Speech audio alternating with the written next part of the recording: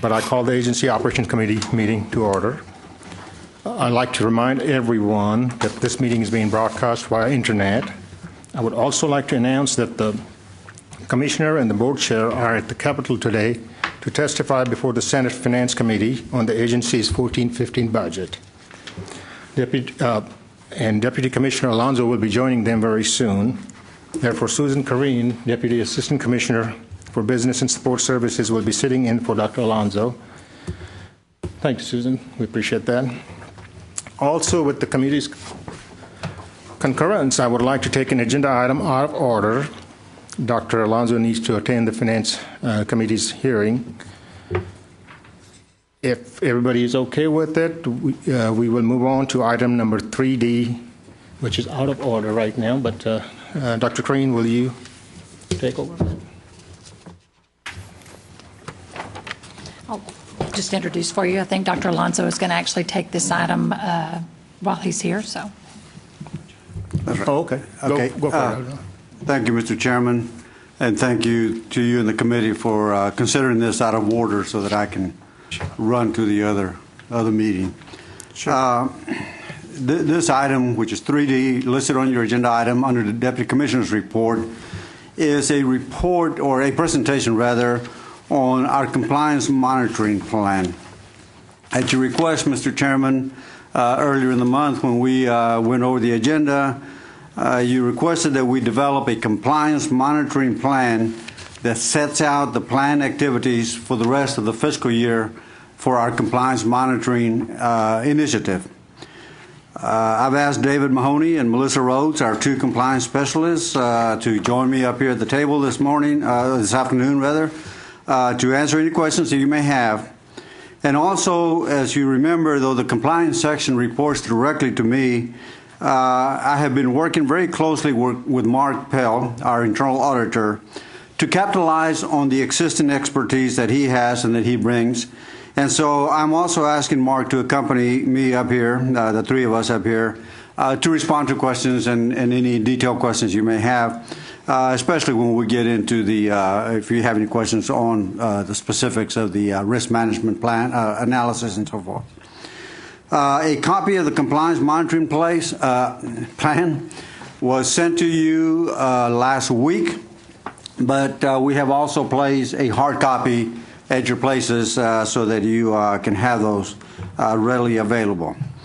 Before I go over the plan itself, I would like to report, as I visited with you at the October committee meeting and briefed you on this at the last meeting, our two compliance specialists participated in two of the audits that our internal auditors did between October and this meeting.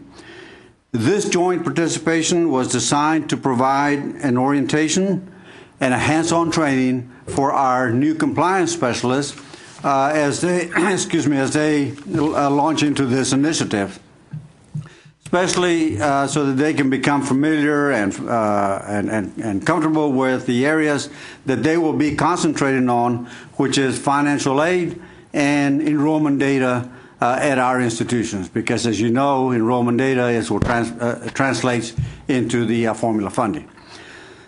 I would like to provide, if I may, for just a second, some brief background information. Some of this is not new, but as a matter of setting the context and reminding everybody of how we got here and where we're heading.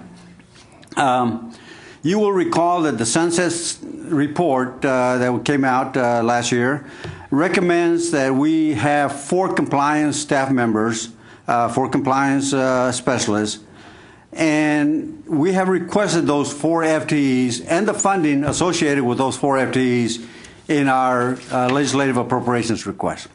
One of the reasons I want to run down there is I want to make sure that they consider that at the Senate Finance today.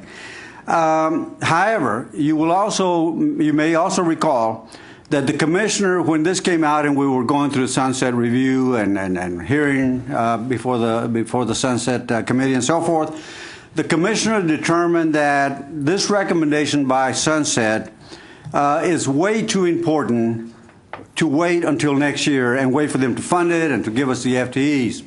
So he asked Linda and I to look around the agency, identify existing resources, which we did, identify vacant FTEs that would not bust our cap, which we did, because he wanted us to implement this section, this compliance section, a year early. So this is to say that we are operating on about half of what we intend to if the legislature agrees with our recommendation, well, actually with the Sunset's recommendation of funding the four FTEs. So the plan for the remainder of the current year reflects what I call a startup model with limited resources, but it's based on an existing risk analysis model which we borrowed from the internal auditors. That has been developed before this, and we were confident that it's a good model, identifies the risk, and identifies it in a logical, qualitative, and quantitative manner, and it gives us a sense of, since we have limited resources, even when we have full resources as recommended, we still can't get to all the institutions, so we have to rely on some risk model. And you know, as we work through that risk model and we get familiar with it, we get comfortable with it, I am confident that we will improve that over time and make sure that we hit the right institutions. So the plan that you have before you, while it seemingly overemphasizes community colleges, that is partially a response to Rider 8, which is in our current bill pattern, in our current appropriation bill, which transferred authorization from the state auditors to the coordinating board to review formula contact hours, the data that turns into formula funding for the community colleges to us. So that has a bearing on this. The plan before you is for the remaining, as I said, 2,300 hours, staff hours that remain between mid-January, when we develop this plan at the chairman's request, and the end of the fiscal year, August 31st. As I mentioned, it utilizes this risk-based approach for selecting the activities and the programs that will be reviewed. So based on this approach, the plan calls, and you can see it there, for 800 hours to be devoted to reviewing contact hours at public institutions. And this is where some of the questions had come up. They are all community colleges. And 300 hours for reviewing student financial aid at one of our four-year institutions, a private four-year institution. 600 hours, this is on the, I believe it's on the second page, will be spent on compiling a comprehensive inventory of compliance monitoring activities throughout the agency. We feel that this inventory will serve as a tool to prioritize our future monitoring work and to identify any gaps in the agency that may exist right now as far as our compliance and the monitoring of our compliance is concerned. And finally, the remaining 600 hours will be spent on the development of compliance procedures and programs. And I think that this is important. As we develop this section, this department, whatever we're going to call it, we want to make sure that we utilize the resources, limited as they are, whether it's 2 or 4 or 3 or whatever we end up with from the legislature, that we develop good procedures, good programs that will give our compliance efforts a structured approach and maximize the resources that we end up with. And so, Mr. Chairman and committee members, let me assure you that as we develop this compliance plan based on the risk model analysis, that our intent is to look at all risk, look at all institutions, small, large, comprehensive, flagship, regional, community colleges, private, it doesn't matter. We will look at it in a structured way, and as we get going, we will get to all of them. So, Mr. Chairman, committee members, staff and I will be glad to respond to any questions that you may have and provide you the information that you may need. Thank you, Dr. Thank you Alonzo. for the opportunity. Are there any questions? This, if I'm understanding this right, 2,300 hours roughly is what it's going to take to develop, to get this plan into effect? For the 2,300 hours is Between now and August. the remaining staff hours between now, well, mid-January and August 31st. Yes, sir. Okay. And that's 2 people full-time. And we're hoping that we will have 4 of them next year. That's our request in the LAR and Legislative Appropriations request, and in fact, that's in the Commissioner's testimony this morning or this afternoon when we get to it. Yes, sir. Just for the benefit of the committee, when I saw this plan a few days ago, I was not real thrilled because I did not see one 4-year institution. The only 4-year institution was there were the private schools. Well, one private school, which basically all we have is a scholarship. And so I shared my concern with Dr. Alonzo, and he offered to come and visit with the committee and make us understand why things were left the way it is. And more what than we're hearing, basically, this is something that to get this project started, and next year we should be full blown. And it's also, yes, sir, that's correct. But it's also, Mr. Chairman, an attempt to strategically utilize our resources. To put it simply, we could probably use those 2 people full-time from now till August 31st at, say, a UT Austin, or use them at 3 or 4 institutions. Now, whether that's ideal or not, I can't tell you, but it's working around the limitations that we have. So basically, and I want committee members to speak up, but my expectations are that when this compliance monitoring plan is in place going forward, we will have our large systems as well as independent 4-year universities and community colleges all on rotation. They may not get every year, obviously, with limited resources, but every 4, 5, 6 years we will see them rotating and will be doing their auditing or planning. That's correct. And on that, I give you my assurance that we will do everything to move towards that plan, or towards that model. Yes, We sir. thank you, sir. Yep. Gordon, go ahead. And just toward that end, well, two questions, I guess. The first part that kind of off of what you were saying, Munir, is that ongoing plan, how are you going to base that? Because I guess when I look at this in front of us, it talks about the institutions that were chosen. I want to know how that was done. It was based on a risk assessment. So my question is, A, how were they chosen? What does that risk assessment mean? And then subsequently going forward, if it's going to be on a rotation, or is it based on another risk assessment? And would that risk assessment be done categorically or in totality? Good question. If I may, Bobby, since I've already admitted up front that I unabashedly stole the risk assessment plan from our internal auditor, I would like for him to respond to that, or to our specialists.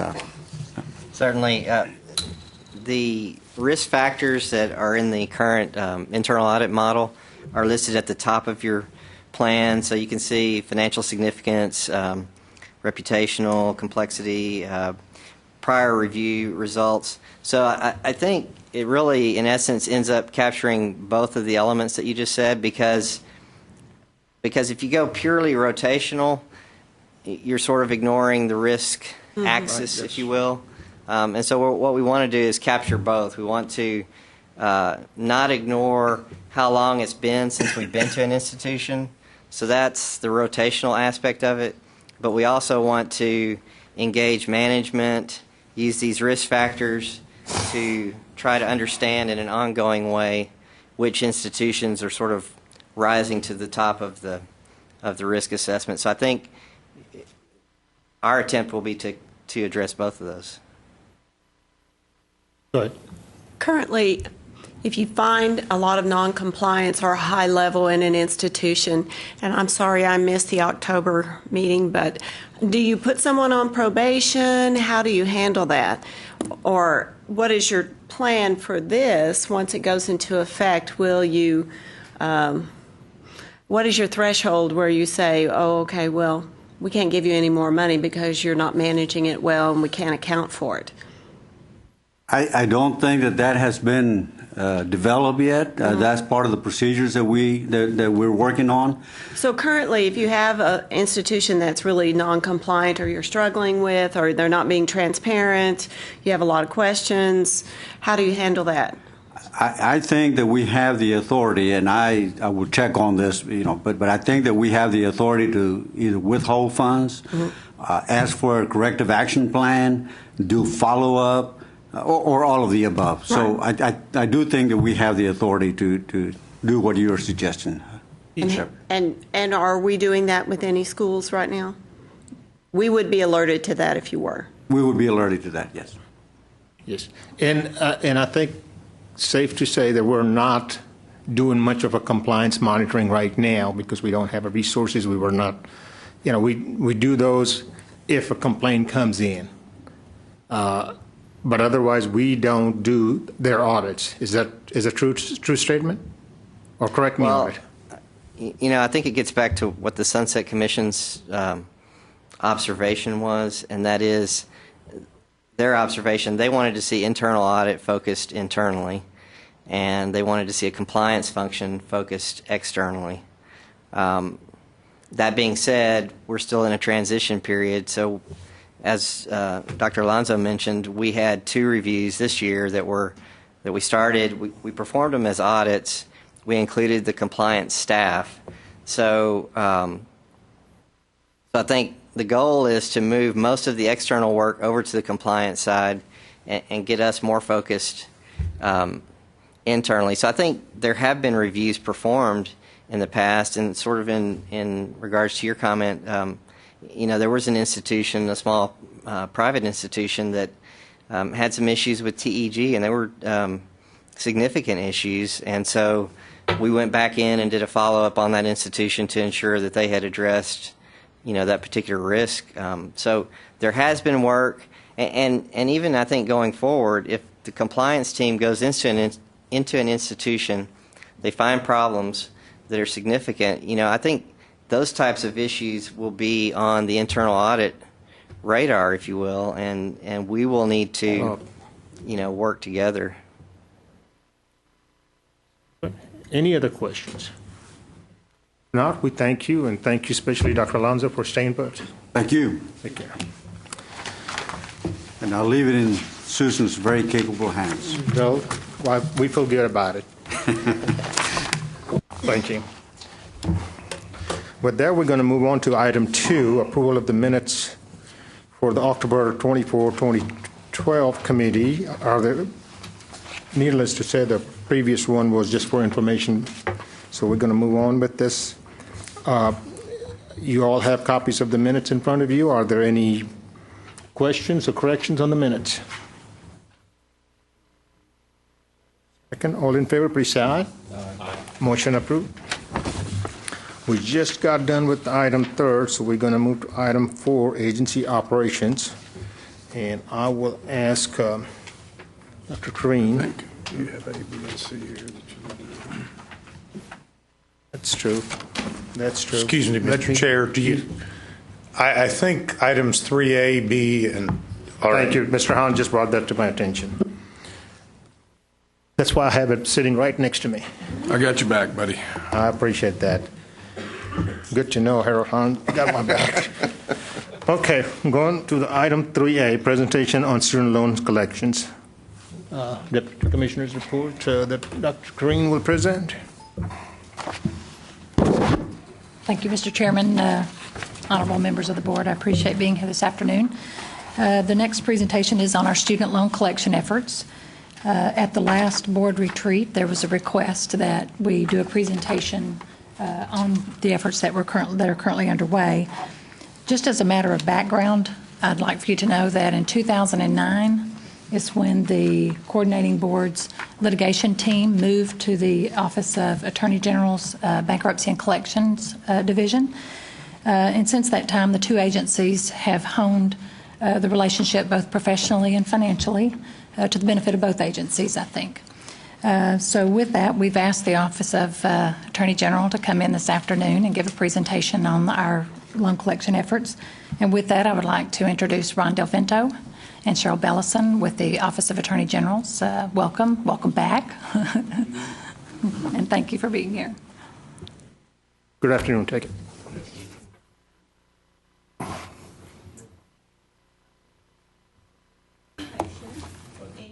Will you turn your mic on? Just push the little red button. Okay. There it is. How's that? Okay, feel free to ask any questions at any time. Prior to a loan going into default, the coordinating board already has a system of what we call due diligence, whereby they start contacting the borrower and any co-signers when they become 10 days past due. So they will send out a series of letters. Notices go out on any monthly billing statements, and they also attempt telephone calls with both the borrower and any co-signers to let them know. So by the time the loan goes into default, they've been given plenty of opportunities to avoid that default. They can request deferments. They can request deferments for multiple reasons. And then also just postponements for reasons of financial hardship, whatever that may be. They can also request alternate repayment schedules, income-sensitive repayment schedules, lower graduated repayment schedules where they start out by making lower monthly installments and they gradually increase as hopefully their earnings increase. Can I ask a question? Yes. So, just to that process, I mean, how flexible is this? You came up with several things that can take place. Is it hard to get to those, or everyone's pretty accommodating? The account services department has a standard set of guidelines that they will use in order to determine when somebody is going to be granted a postponement of their payments. And they are pretty flexible. The goal is to assist the borrowers as much as possible in avoiding default and to eventually bring about their repayment. Once the account goes 180 days past due or 6 months, they are in default. However, we don't begin to look at them until they are 270 days past due. The last automated letter that goes out to a debtor is a final demand letter from the Attorney General's office, and generally that does get people's attention. So quite a number of cases are resolved after they get the final demand letter, and therefore the delinquency is cured before it goes too far. But at 270 days past due, we'll review the account, and then we'll prioritize them based upon their balance and how far past due they are. Once we determine that we are going to open a OAG case file on them, we will assign that case to an investigator who will do a couple of things. First, they want to make sure that they are able to contact the debtor if possible, or at least verify their whereabouts. So they want to find a home address and, if possible, a work address or any other alternate address where they can be found. The reason being is when we file the lawsuit, we're going to want to serve that lawsuit to them in person. So the process server needs to know where they can be located. They are also going to, if possible, contact the debtor and give them an opportunity to resolve the default before we file a suit. So if they can collect payment in full, they will. They'll collect the past due amount, if possible, or sometimes borrowers are eligible for a deferment or even forgiveness of their debt, but they've just been ignoring it. So our investigators, by the time they contact them, they realize it's a lot more serious than all of the dozens of other contacts they've been given prior. There are a couple of cases where we'll decide that we can't file a suit if a debtor's in the military because of the Soldiers and Sailors Relief Act. We don't normally sue those borrowers that are on active duty. If the account is below tolerance Or if we can't locate them, then we're certainly not going to open up a lawsuit if we can't give them notice of that suit.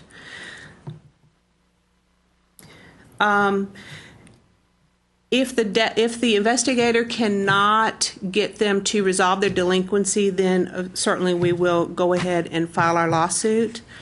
Once that suit is filed, we will offer one last opportunity in some cases to give the delinquent debtor an opportunity to set up a payment plan whereby we will suspend the lawsuit, let them make a down payment, and continue with regular monthly payments. We'll monitor their case, and if they reestablish a payment history, we'll drop the suit completely. They'll get a brand new repayment schedule, and they can continue paying, their loan until it's paid in full. It'll be a normal account again. However, if almost half of our lawsuits are in a suit suspend status. However, we are very strict on that. If they do miss a payment, then we start the lawsuit back up and we don't offer a second opportunity. In the event, the end result, if we don't dismiss the suit because they've paid it in full or they've completed the suit suspend payment agreement, we'll get a court judgment. And after a judgment's obtained, we don't stop, we continue on. The very least, we're going to file an abstract of that judgment where we record it in the debtor's home county and any county where they may own property. At the same point in time, we send a letter to each debtor letting them know that a judgment's been entered, and if you want to enter a payment agreement, here's a form you can use. So that's kind of like the least we do on each account. We also then do another evaluation of the debtor to determine what their ability to pay may be. One of the ways we do that is to look at the wages that are reported to Texas Workforce Commission, and people that are making decent wages compared to their account balance, then we will decide that, they're going to have a higher collectability than somebody who we don't find are making decent wages or they're not working at all. For the people that we find that have high potential, then they again we will attempt to contact them, get them to pay it in full, set up payment arrangements. If the investigator will determine what level of payment arrangements they need, what level of monthly payment amount they need to pay. Again, it's going to be based upon the size of their balance and the age of their debt. In the event somebody claims that they can't pay that amount, then we'll ask for additional financial information, financial statements to verify it, and then of course there are options. We might then consider a graduator payment plan, etc. Those payment plans are monitored, and then if that person ceases to pay, we'll look at the account again. Well, why did they pay? If somebody lost their job, well, then they're not going to be very collectible. So we'll move on to the next case that we do determine that they have the ability to pay. If they stop making payments, then we'll determine if there's any additional action that can be taken. So additional post-judgment collections might entail garnishing their bank account. If they have some non-exempt property, we might attempt to seize that and have that sold at public auction, and the proceeds will be applied to their debt. If they are a licensed professional, and right now we have 5 agencies or boards that we can ask to take adverse action against that debtor's license.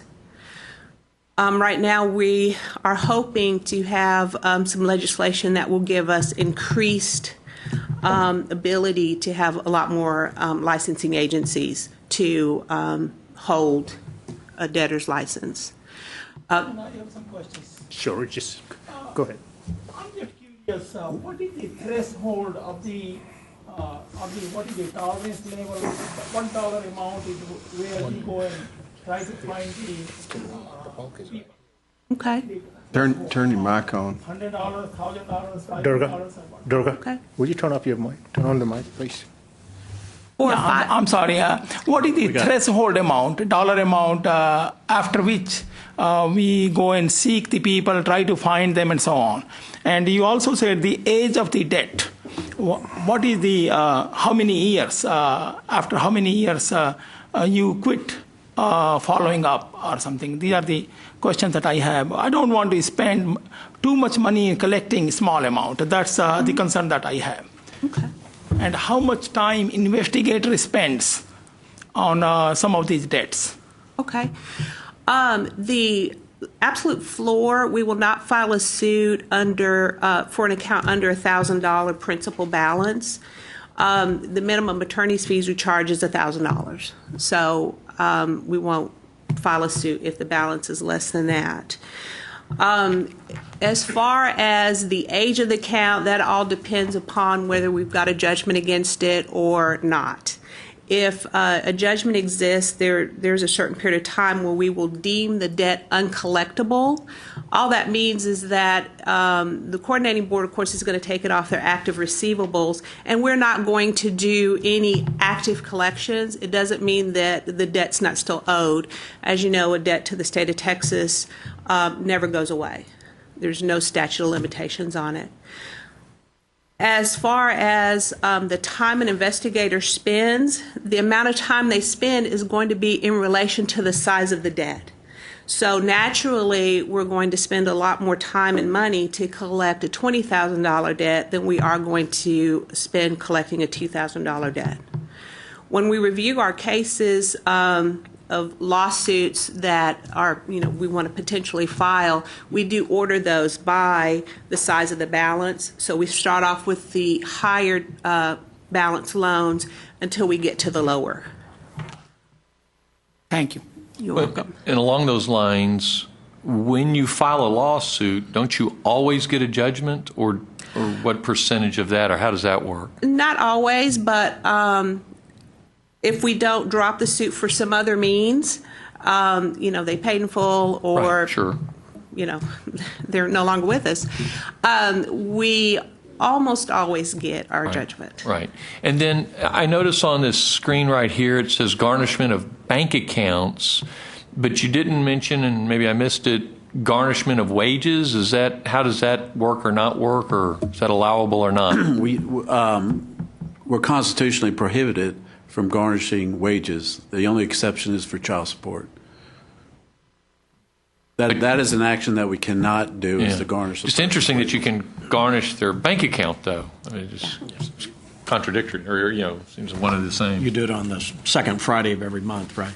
Well, once they put their wages into that bank account, then it lends itself to a garnishment action. Could you share with the board how the cost associated with all of the collections, who bears what, and are you mindful about how much is being collected and what the probable recovery is, and some test along the way that all of this effort that's going into it, it makes sense at the end of the day, and there'll be net dollars coming back to the board?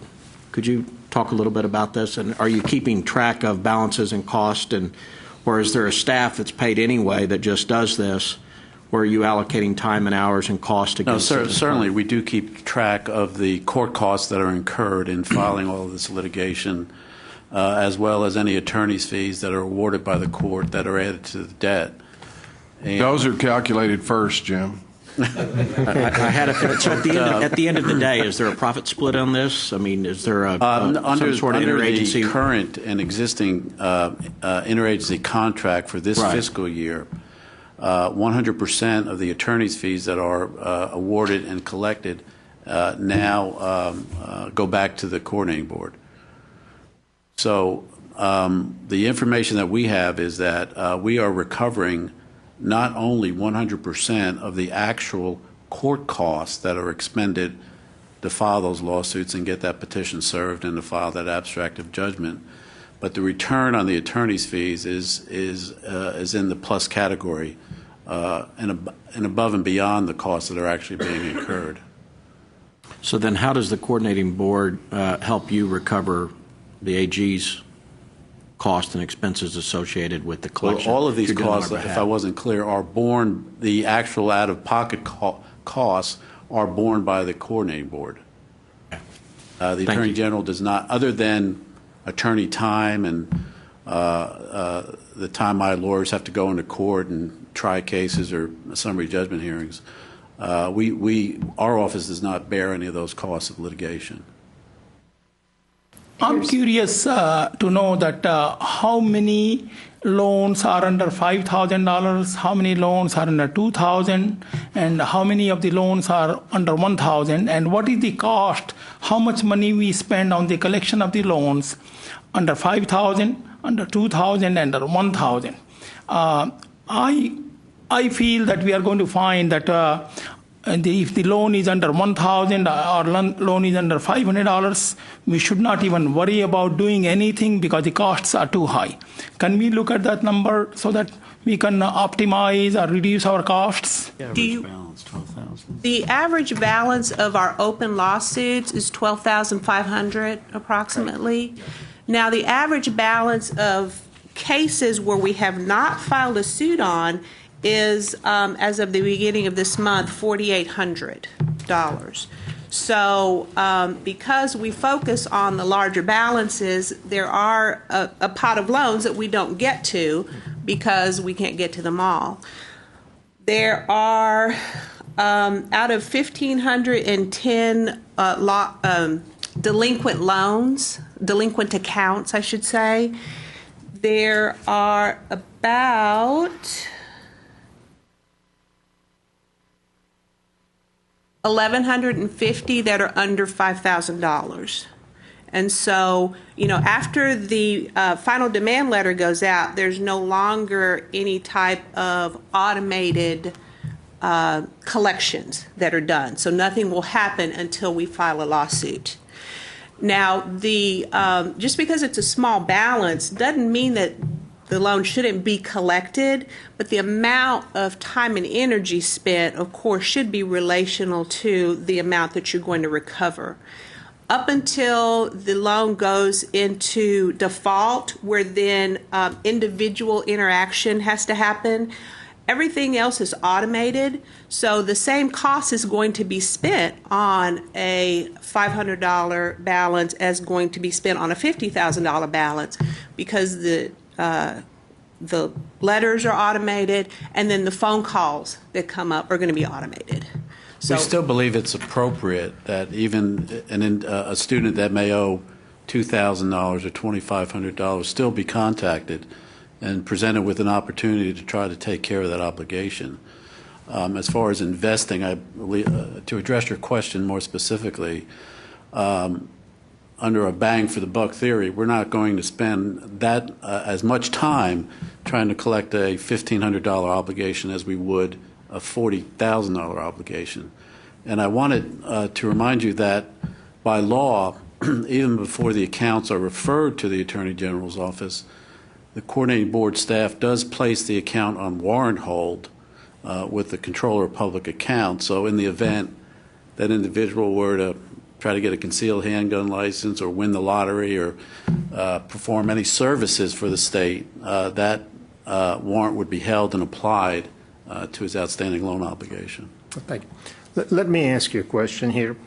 I think that total past due is almost $96 million in terms of judgment that we have. In bulk of that, almost $77 million is 1 year or older. What are the odds of us collecting, or probability of collecting how much of that? Is that 70%, 80% of that? And if so, when? And if not, is the Attorney General's office is able to, are they the best one right now, or should we be getting some more help to collect? That's a pretty large judgment sitting there. It's a significant portfolio. I don't have the stratification in terms of how all those judgments are right before me. But as a reminder, once we reduce that liability to a judgment, and then we abstract that judgment, which under Texas law now can have a life of up to 40 years. And so oftentimes we see collections being achieved on very old judgments because there's a property being transferred. And that's a very passive tool, is just to maintain that abstract on record. But the program was transferred to our office in 2009, and we are at the point of becoming more aggressive in pursuing older judgments that were obtained before the transfer. As Cheryl said, now when we reduce a claim to a judgment and we cannot secure a voluntary compliance or repayment program, we are looking for assets, bank accounts, non-exempt property. So the likelihood of collecting a fresher judgment, I should say, is probably better than some that may be 30 or 40 years old. Let me follow up. On 2009, when you all took over this, what was the total judgment past due? What was the portfolio in 2009? I don't know that I have that information I for me. don't recall off the top of my head, but it was around $90 million. So we have increased in the last 2 years rather than cutting that down. Well, as we get judgments paid in full, we're also getting brand new judgments, ones. sure. So. Do you have any, how much of that 90 million did you collect it over the last 2 years? 13, not exactly, but because some of those collections are for just delinquent accounts. But we've doubled our collections over the past 3 years. Since 2009. We've gone from collecting about $3.5 million a year to over $7 million a year. The reality is that there will always be judgments that will never be collected. Texas has a very liberal exemption laws, and particularly in the area of homesteads, with 10 acres or urban homestead value these days, and a rural homestead is now up to 200 acres. That's the reality. There are judgments out there. But when they sell that property, you can collect on the judgment Absolutely. at that point. Not to the extent that it's still homestead. Okay. You mean even when they sell the property, you can't? Judgment liens do not attach to homestead property. We get about under the Texas Constitution. Yeah, we get approximately 2 calls a week on the average of people trying to sell, buy, or refinance. Now, the judgment lien does not attach to homestead, but and the seller has some remedies if they do have a judgment against their property. However, when they have a sale on the table that they may lose, we do get the majority of them opt to go ahead and pay their judgment in full for their sale to go through, even if it didn't attach. We also, since the judgment is out there, even if the debtor passes away, it's still on their property, so in order to transfer that to heirs, they have to pay it in full. So we collect oftentimes on debtors that are deceased. Chairman? Yes, sir. A couple more questions. Go ahead, if please. it's okay. What,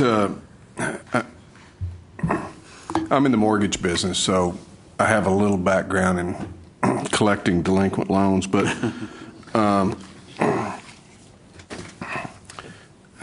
You would also have a first lien, though.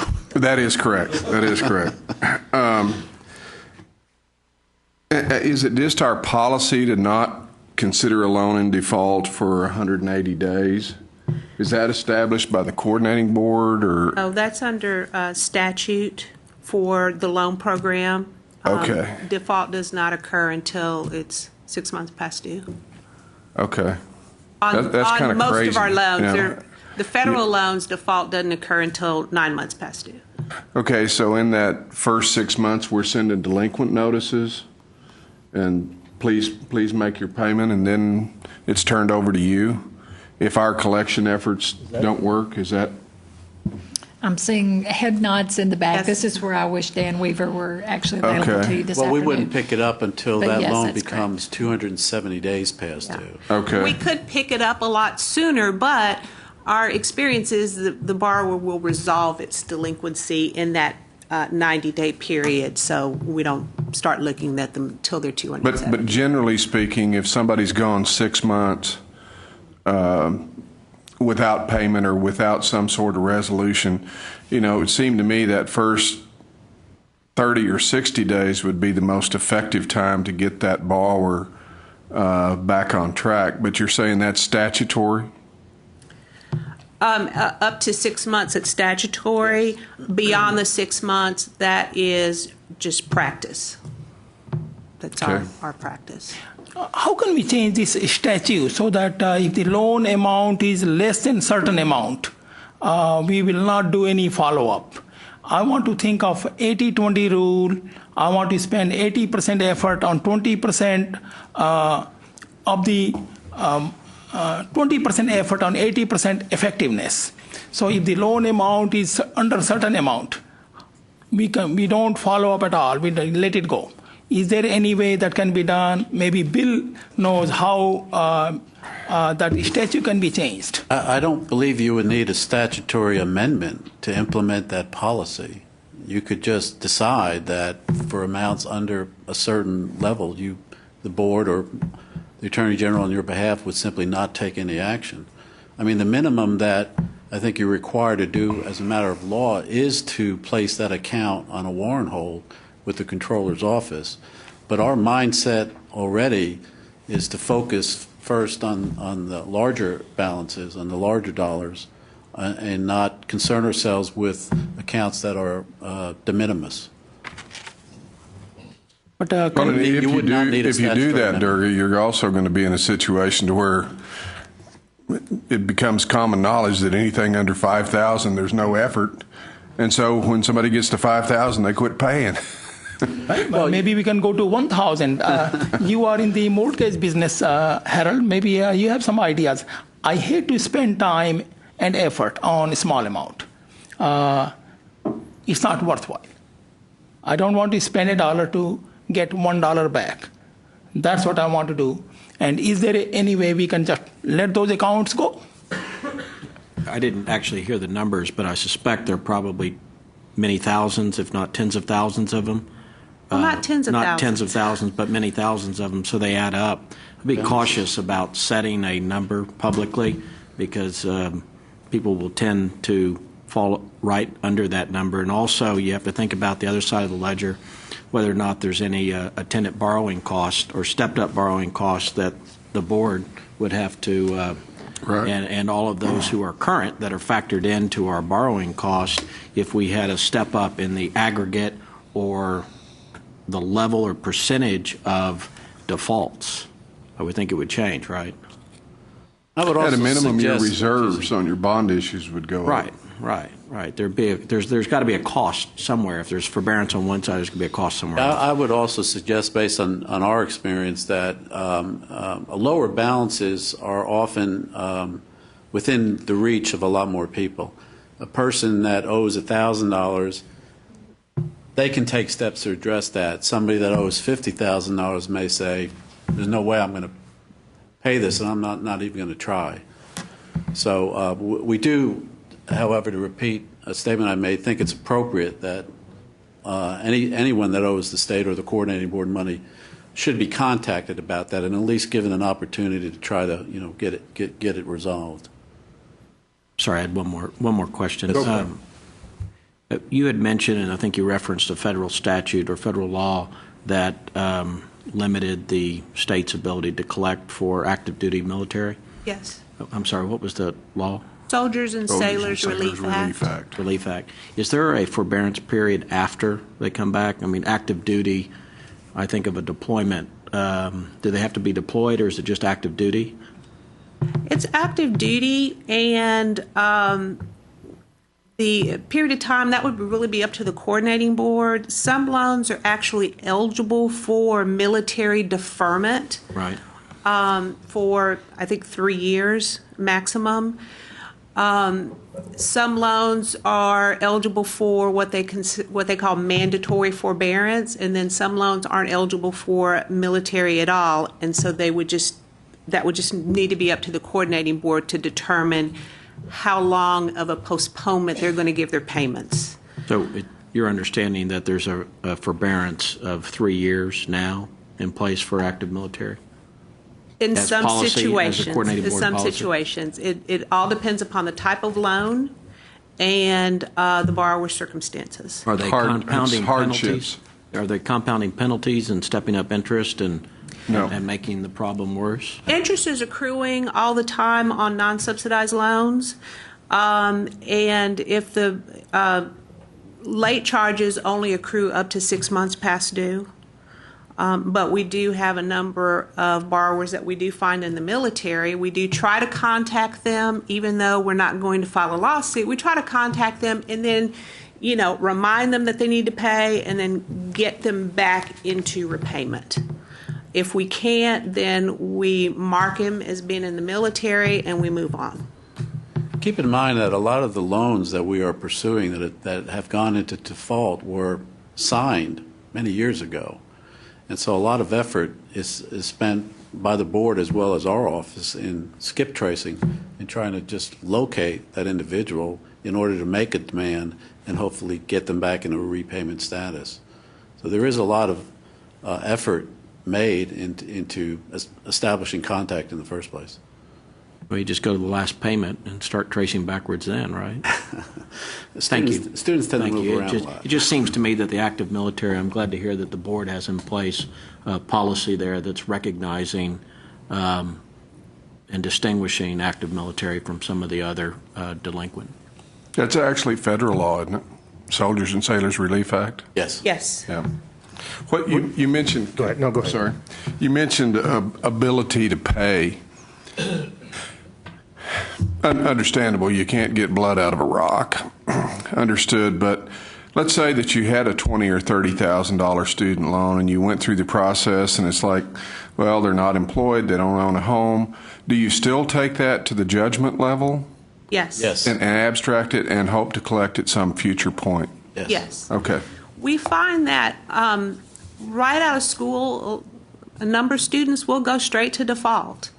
And those are going to be the people that are going to be less collectible now, but 5 and 10 years down the road, they've gotten their act together, they've, advanced in their careers, we hope, they've amassed some property, and they're collectible later. So, Also, they may get into a profession which requires licensing. Right.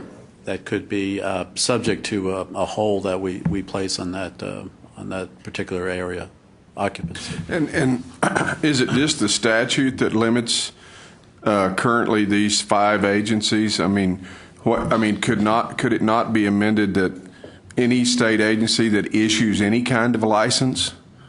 That actually is a proposal that I think Bill Franz may have under consideration now in terms of expanding the use of the licensing requirement to further the collection of student loans. That could be realtors, plumbers, anybody that requires a state license. Exterminators, particularly. Yeah. Hairstyle. Go ahead, Bill. The statute, the proposed statutory amendment that Ron just mentioned has been drafted. Ledge Council has been apprised of it and is on board with it. We're in the final process of fine-tuning it so that it is not too vague or overbroad. And we're shying away, as you might imagine, from driver's licenses or other similar licenses, because as soon as you impact that, there goes the individual's ability for gainful employment in most cases. But to answer the question, yes, we've not only looked at it, we're taking action to expand. Thank you. Are there any other questions on this subject? Time to move on. Okay. The free-for-all, from here on, you get acknowledged by the chair before you all speak up. Thank you so much. Thank you. Appreciate it. Okay. Going to move on to item 3B, quarterly financial report.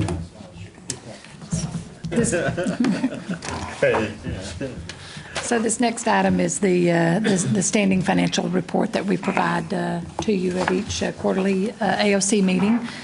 I think an e-copy was provided earlier this month, and you have a hard copy there at your desk. I had not intended on going through this in detail, but I'm certainly able to answer questions. This particular report is as of month ending December 31st, 2012. It's a cumulative report of everything that's happened this fiscal year since since September 1st. So if you have any questions on that report, I'll be happy to try to answer those. Is this for informational purposes or is it an action item? This is just informational purposes only. We provide web-based reports that are real-time to staff members. This is a report that we pull from that system for your benefit, just so that you can have full transparency on the activities that are going on financially in the agency between the period of time that we last met. Okay, are there any questions? No further questions. We're going to move on to item 3C, Continuous Improvement Report, and let's see who's going to do that presentation. This is the final item in the Deputy Commissioner's report. Arturo would ask that I inform you all that he's very pleased with the efforts that we're making thus far to implement the initiative for the continuous improvement and lean initiatives. With that, he would like me to introduce Elaine Lang, the Director of Continuous Improvement, to provide an update and to answer any questions. Good afternoon, Mr. Chairman and the rest of the committee. I'm happy to talk to you about the 3 lean events that we mentioned to you back in October at the AOC meeting. These 3 efforts that we did from October until December 18th were done with a couple of ideas in mind. We wanted to make sure we engaged folks across the agency, and I'm happy to report there were 19 participants from various parts of the agency. And really the credit goes to not only the participants but the sponsors for each of these 3 events, that their willingness and openness to learn about lean in real life. So let me just recap for you. We wanted to leverage our enterprise content management system, which my colleague Debbie White gave you many results back in October over what loan program operations has done and their efficiencies with using this particular system.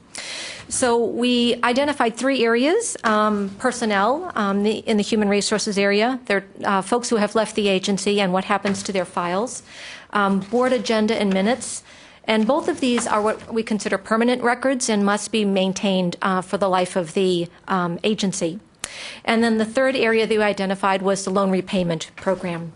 The commissioner asked us in October, he asked for the WAR staff to look at the degree program approval. That's a very different process from the other 3 that I'll be talking to you about.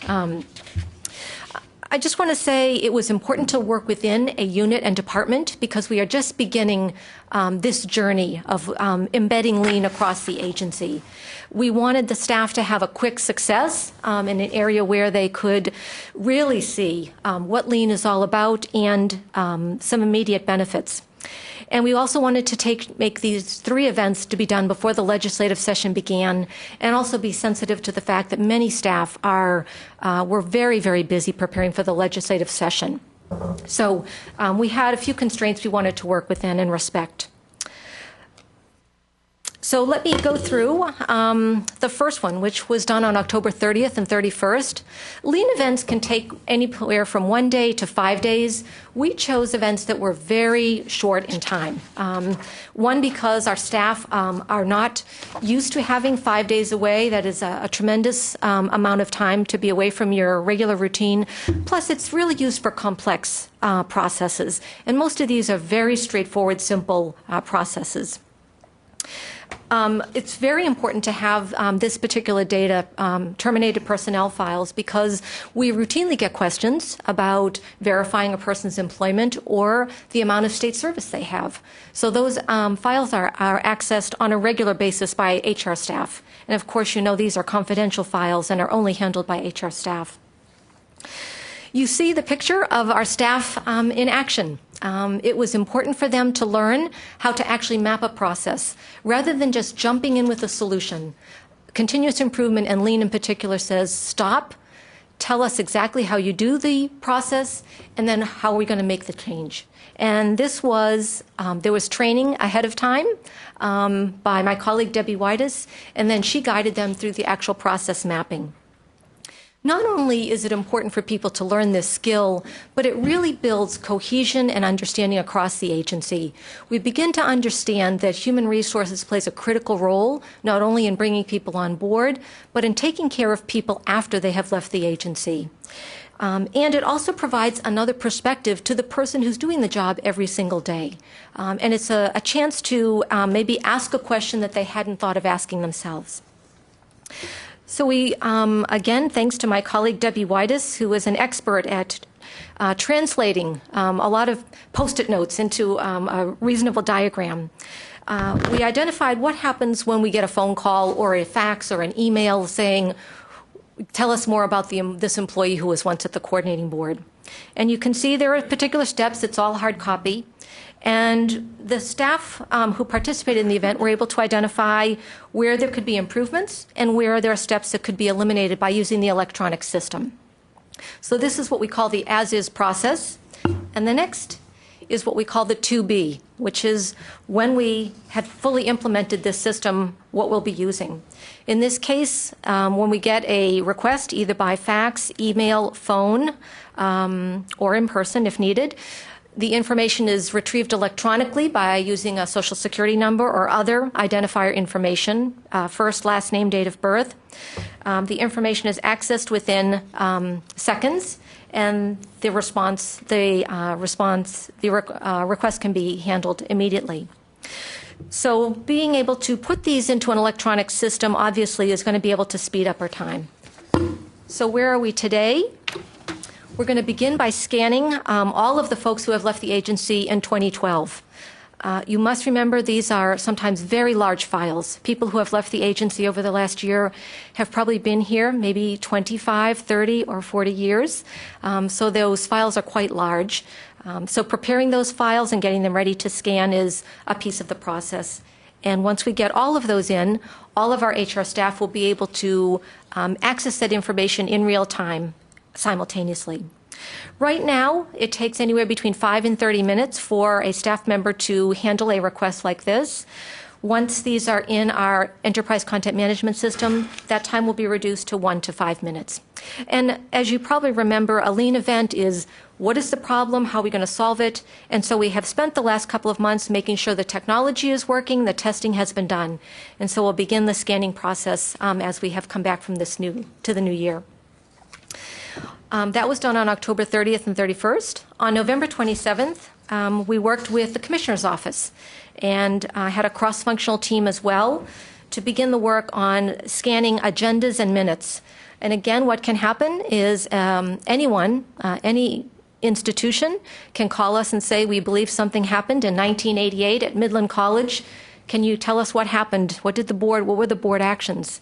Right now, that's all hard copy, and somebody goes and retrieves that information and responds to that request. So let me tell you where we are today. This group has just taken the ball and run with it. They have already scanned the stuff from the inception of the agency up through 1970. That looks like a very short amount of time. That's over 3,000 pages of documents that have been scanned. And again, that was just really since in the last 5 weeks, because we were off for some time. We'll be importing all of the electronic agendas that we have, and we'll have an update for you in April on that process. We expect that to go very quickly. And then we'll, over time, be working on 1971 to 2002. It takes somewhere between 1 and 2 hours to retrieve data in the current system. And with our enterprise content management system, that will be reduced to 5 to 10 minutes. The last of the 3 enterprise content management system events took place on December 18th. And that was reducing the manual indexing for the loan repayment program. You can see that the vast majority of applications come in through the Teach for Texas program. And what we have done is just last week, yesterday, we met with the loan repayment staff, reviewed the process maps, giving them a chance to review that one more time, and we'll be following up with this with them next Tuesday afternoon on our action plan to move forward on this particular event. Now, changing the focus significantly. As I said, we chose these first 3 events because they were very, very easy. They leveraged some existing technology. I have to commend the WAR staff for the work they did preparing for the Lean event, which took place on December the 3rd. This is a very complex process. After we worked with them for the day, it's actually 10 processes that really go into a degree program approval for these 3 categories, which is a doctoral program, engineering of any type, bachelor's or master's with a program cost exceeding $2 million over 5 years. Just to give you some context, over the last 3 years, there's anywhere between 70 and 100 proposals that come in every year to the WAR staff, which they must review. We held a follow-up with the WAR staff on January 17th. We let them look at all of the solutions that they identified and the areas outside of their control. Of course, institutions of higher education play an important and critical role in this particular process, as well as other parts of the agencies. And McGregor Stevenson, who is the sponsor for this event, is working with Dr. Gardner on their priorities for moving forward on this particular process. So these 4 events have really allowed us to do what I call immersion learning in Lean, which is really the best way to do it. I heard the chairman, the board chairman, say a little while ago, let's not wait for the perfect in order to do the possible. And so a Lean event says, where can we do right now to make some difference and build some momentum? I'd like to end with a compliment to the loan program operations team and the work that they did with implementing our Laserfish product. They applied for a 2013 Excellence Award.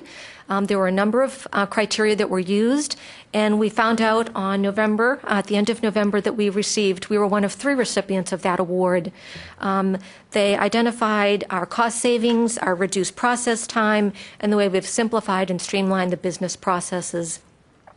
And this is really a testament to the hard work of all of the folks in loan program operations and the 10 months they invested in revamping and revising their processes. I also just wanted to say it really comes with some other benefit besides a plaque. One of our members of our Information Solutions and Services team will be receiving additional training on this particular product, which is strengthening our agency. And one of the people who worked closest on this project said, it is so rewarding to take the work that we have done as an agency and share it with a global company. And allow others to learn from our success, as well as supporting them in their continuous improvement efforts. So this is where we are on our journey. It is a journey, not a destination. And I welcome any comments, feedback, or questions you have for me. Thank you. Very impressive. You ought to be commended for this, you and your team. Any other comments, questions? Chairman? Please, go ahead. On the War Department degree program approval. Yes, sir. The others, I guess you finished the first 3 pretty much, or in process, and you put a timeline down of what time it takes now, at the before and after. Is it just starting to the point that you can't estimate that before and after on the degree program approval? That's a great question, and actually, well, thanks. The WAR program has incredible data, and we can see right now over the last year. 5 of their 7 programs, doctoral programs, were finished in less than the 12 to 15 months that they required. But because this process is so complex, McGregor and Dr. Gardner wanted to look at other phases of the process and make the decision as to where they really want to make the improvements. So it's really, we wanted to let them make that final decision. So I don't have a before-after for you at this. I have a before, I know where it's at right now, but I don't have the after at this moment in time. Thank you. Let me follow up on that one. Are you getting the needed cooperation from every department at the agency? Absolutely. Absolutely. I have to just say that people's willingness to come to the table, their willingness to do something that's very different is commendable. And I've been in other organizations, and really, the agency staff is to be commended for the work that they've been done. Any other comments or questions? If not, thank you so much. Okay. Now we can move on to agenda item 4, agency operations, and I will ask Dr. I keep calling you Dr. Corrine. It's just Miss Corrine. Or Susan's. Susan is fine. Okay, Susan, it's yours. So thank you for the Yeah, I just read the upgraded title. Hey, I'll send you the cost for the video. Cheaper than a raise. I already have one in college. Thank you, Mr. Chairman. This item is for a resolution related to the funding and other actions of our student loan program. We have with us today representatives from First Southwest, our financial advisor, and our board's bond counsel with McCall, Parkhurst, and Horton. I would like to introduce Lee Donner with First Southwest and Richard Donahue. I hope I'm saying your name correctly, with the McCall, Parkhurst, and Horton. And I would also like to introduce Patrick Krishock. He's with the coordinating board. And I'll turn it over to Patrick to introduce the topic. Mr. Chairman and members of the committee, you have before you a resolution authorizing board staff with final approval of the terms and conditions being delegated to the commissioner to issue up to $125 million of new money bonds to provide funds for the Hinson Hazelwood loan program, refund up to $9.5 million of the board's Series 1999 bonds to achieve present value savings, and either refund or convert the board's existing variable rate debt to fixed rate debt. Total authorization for the resolution is $240 million, and this authorization will expire on 12/31/13. With that, I'll let you ask any questions for Lee or Richard. Mr. Donner, will you take a lead? And certainly. Thank you, Mr. Chairman. To expand a little bit on what was just Patrick laid out for you, there are a number of moving pieces here. The amount sounds very large. In all probability, or significant probability, that the final amount issued would be less than the authorization that's being asked for here. The authorization that's being asked for is to allow maximum flexibility moving forward on some of these pieces. The new money piece right now, as Patrick indicated, is projected as high as $125 million. That amount could end up being less as a result of ultimate evaluation of potential loan demand and the amount of cash that's freed up as a result of some of the refunding pieces and the ability to recycle proceeds there. The simplest piece in many respects is the refunding Series 1999. As Richard said, that's a straight present value savings play. Those bonds are out there at a 5% interest rate, coupon on the bonds. They've hit almost all of your bonds have been issued with 10-year calls.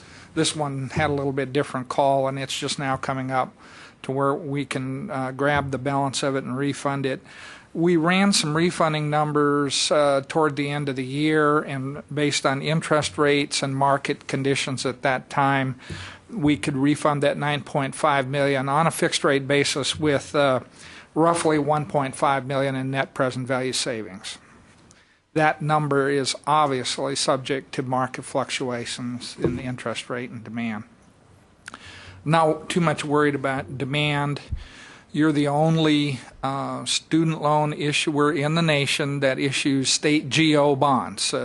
Most student loan bonds are issued as revenue bonds. As a matter of fact, you are the sole exception. The Texas Constitution was amended to allow you to use the state's GO obligation in your student loan bonds. So your bonds go out there with the state's rating, state's credit, and there's always very high demand. The question will be interest rate fluctuation between now and the time you go to market. Is that like AA?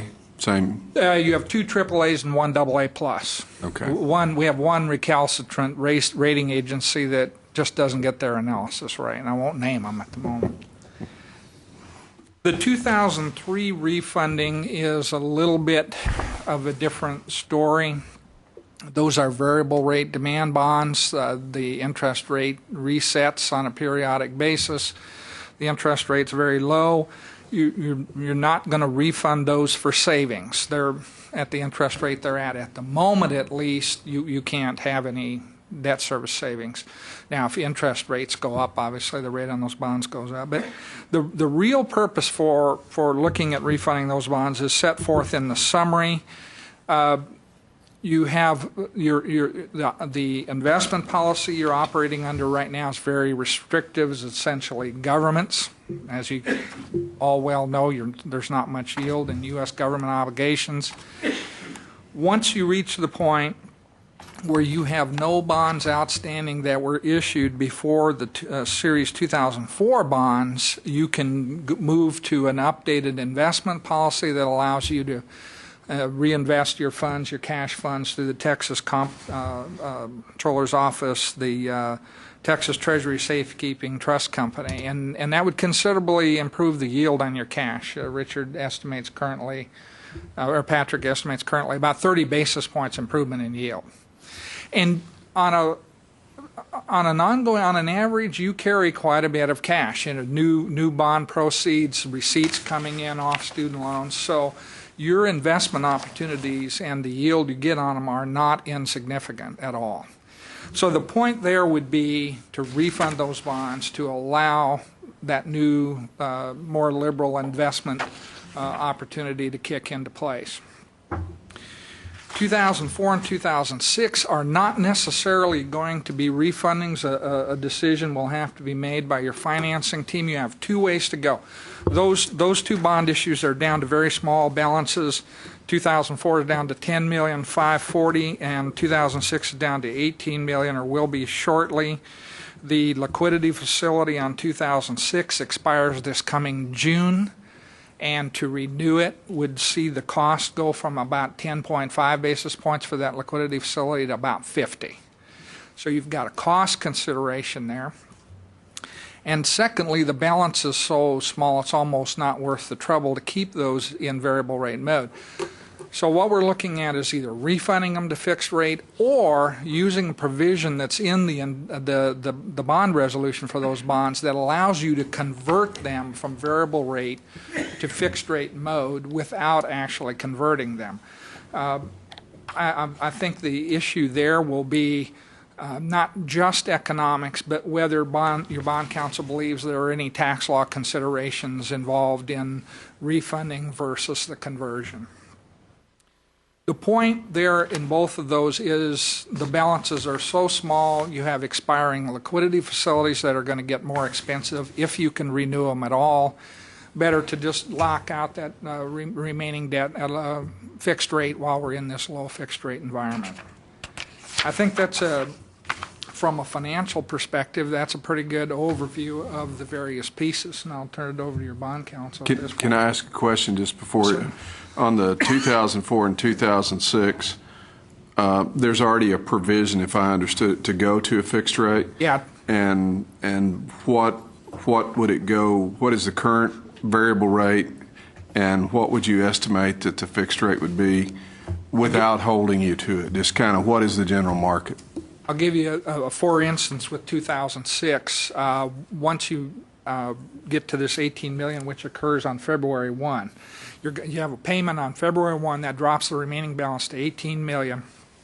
There are 3 remaining maturities in there, 14, 15, 16, and 17. The 14 maturity, if you converted it to fixed rate, would probably be, and markets move, I'm guessing somewhere around 65, 75 basis points for that piece. The long maturity 17 would probably net out somewhere a little over 1%. So it's going to be very, very low. And you're talking about the liquidity. I didn't quite understand. You said it costs 10 basis points versus going to 50 basis points. Yeah, can you explain that a little? Both of these, or all of 2003, 4, and 6 are all variable rate, and they all have a liquidity facility. It's called a standby bond purchase agreement. The one on 2006 is from State Street Bank and Trust, and it matures on June 17, 2013. Because of the financial crisis in 2008, 9, and 10, the cost of those facilities has gone way up. And I had a preliminary conversation with State Street about what they would charge to renew number one at an $18 million balance. They're really not very excited about renewing at all. It's too small. And if they did renew under Dodd-Frank and Basel III, probably 50 basis points. Helaba is even a bigger problem. You're good there till 15, but Helaba is one of the grandfathered German banks where the state or the government of Germany essentially backs their credit and their ability to, or their obligation to provide liquidity under this agreement. That grandfathering expires in 15. So the credit rating of that liquidity facility is going to fall significantly while the price probably triples to quadruples. So from an economic perspective, because of those factors, either refunding or conversion to fixed rate looks like a better economic outcome. Thank you. And I'd just like to elaborate on that a little bit. For the record, I'm Richard Donahue with McCall Parkhurst. The 04 and 06 bonds, one of the reasons we would look at issuing them as being refunded bonds rather than converting is that the conversion process in these multimodal bond documents can be a little clunky going from a variable rate to a fixed rate bond. It's just a matter of all of the notices you have to give to the bondholders and the timing requirements involved of effectuating the conversion and also terminating your liquidity facility. At the end of the day, the board ends up with fixed rate bonds regardless at similar market rates. So the resolution delegates the ability to choose based on, at the time, which based on our current schedule for if we wanted to line it up with another financing we were trying to do, say the new money piece, because the resolution authorizes the bonds to be issued in one or more series. And so to the extent we thought it was advantageous to combine it with the new money piece or potentially the other refunding, it may make sense to include it in those refunding bond issues. And so the resolution gives us the ability at the time to choose whether we want to convert the existing bonds into fixed rate mode via a remarketing in the existing documents or to just refund them straight out into the new issue. Thank you, Richard. Any questions?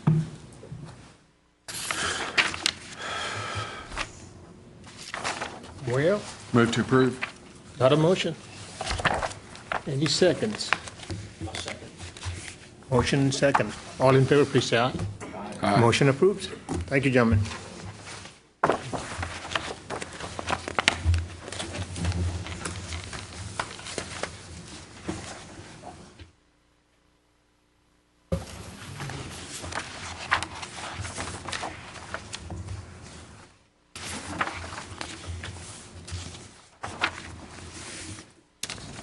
Next item is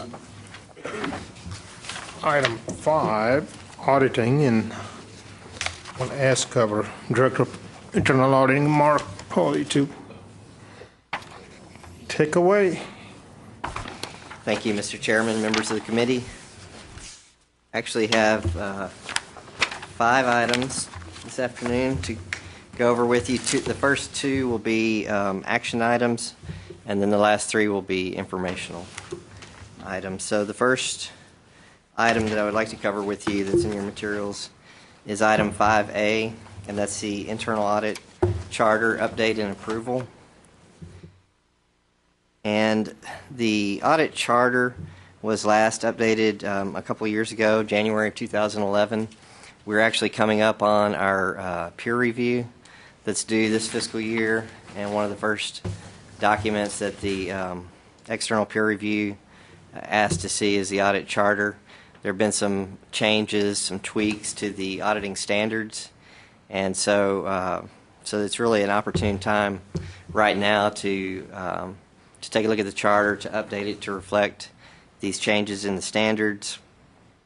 You'll notice in the materials we've included the proposed new version as well as the previous version, and one of the things that I think you'll see is that the previous version was 14 pages in length, whereas the current version is about 4 pages in length.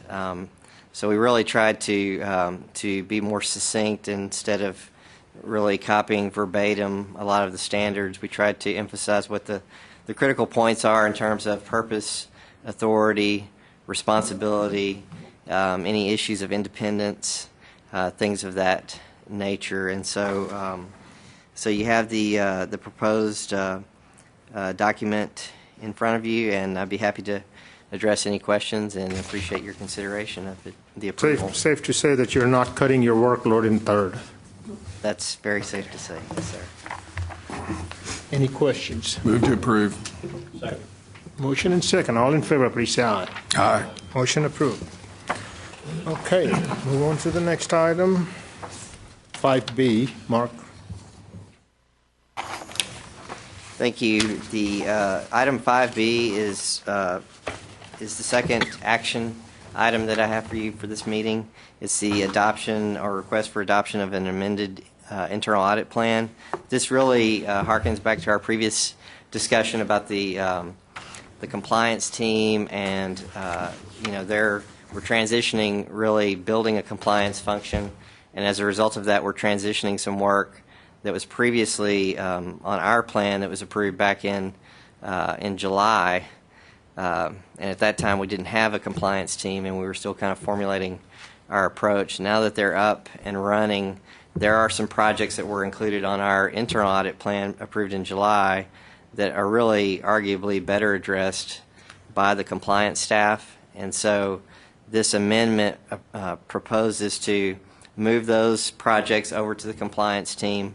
We'll continue to work with them, assist them in training and those types of things. But what it does is it frees up our internal audit resources to go back to the risk assessment and look at our internal processes, and essentially what you have before you then is an addition of 3 projects that we're proposing that we add to the internal audit work plan. One of them is a look at the loan refunding process. The second is the college work study program. And the third is the agency's telecommuting practices, sort of an HR type of audit. So with that, I will be happy to respond to any questions or feedback that you may have about the proposed changes to the audit plan. Thank you. Any questions? Comments? Move to approve. Motion and second. Let me ask you before we take a vote, what portion of your original plan moved on to the compliance? Is that about a third, or? There's a red line document in your materials. I can't answer that off the top of my head, but I can tell you just from looking at the red line version that we originally had, on the formula funding projects, we had 3 of those projects. We're dropping that back to 1 that we've already completed and trained the compliance staff. And then on the student financial aid, there we had 2, and we dropped back to 1. So the percentage, I think, is decent. Basically, we're accounting for the 2,300 hours worth of new compliance effort that is now available. So 2 compliance staff, 3, if you include myself, 3 audit staff. So I don't know if that... That's fine. Let me follow up on that. The amount of time that you already spent on compliance to date, were there any 4-year institution part of that compliance? I believe there was Dallas Baptist University was one of our... That's a private school too, right? Correct. So we did not have any this year, 4-year public school? Yes. All right, we have a motion and second. All in favor? Aye. Aye. Motion approves. Move on to item 5C. Mark again.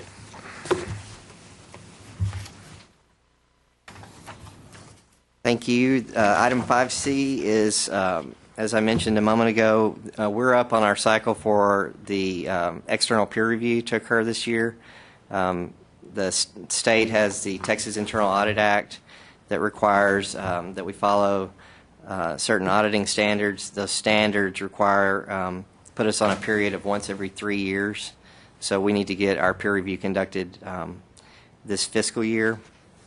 And so this is an informational briefing. When Chair Lalani first came on board, he and I visited about the fact that the peer review is going to be coming up this year. He asked that I look into who provides those types of services and kind of get at least an idea of the range of costs, and really, I guess, trying to look at it from the standpoint of what is a credible peer review that we could obtain for a relatively reasonable cost. And so the information that you have there in the table is the result of that data gathering and analysis that I performed. And you'll see that, that there's a significant range there when you look at the large public accounting firms and how much they want to perform an external peer review compared to some of the other service providers. Our previous peer review was actually done by the last row there on that table, and that's the State Agency Internal Audit Forum. That's essentially a round-robin type of agreement where state agencies can agree to provide resources such as myself to loan out to conduct a peer review of other state agencies. The problem with using that approach for this current peer review is that we are actually in a deficit. We actually owe. I would have to contribute my time to this group in order to get back on even footing, if you will, before they would agree to actually staff a peer review, for our agency. So with the amount of time that remains this year, and really, if you look at our very limited internal audit resources of myself and 2 staff, for me to give that amount of time to another state agency is going to take away from our ability to accomplish the audit plan. So I really sort of pushed that one down the list just in terms of its practicality. And what rose to the top that you'll see that that we would like to move forward with is the Institute of Internal Auditors. That is the professional association. It's the governing body for internal auditing. And so they offer 2 different products. One of them is a full-blown peer review where they'll send an entire team that would be on site for 1 to 2 weeks, conducting interviews and doing the full assessment, and that's the $23,000 option. The second option that I think is more appropriate for an audit department that is our size and given our fiscal environment is the Institute of Internal Auditors. They have an approach. It's a comprehensive self-assessment that I will be performing, and using staff to assist me. And once we get the self-assessment completed, that all of that information is then provided to the Institute of Internal Auditors.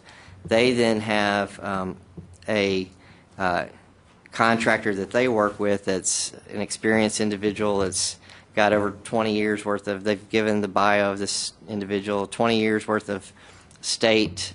He spent 20 years working in New York State government as an audit and accounting professional, CPA.